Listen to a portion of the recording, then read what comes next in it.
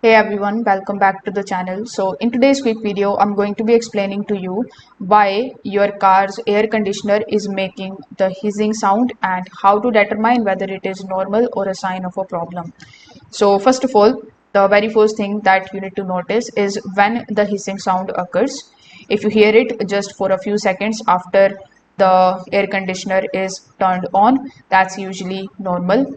If it's often the refrigerant pressure equalizing inside the expansion valve and refrigerant lines. However, if the hissing continues while the AC is running or gets louder over time, it's time to basically investigate further.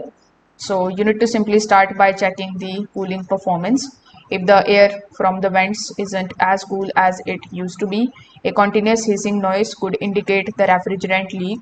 So you need to simply look around the AC hoses, compressor, condenser, and service ports for oily residue, as escaping the refrigerant often carries the compressor oil with with it.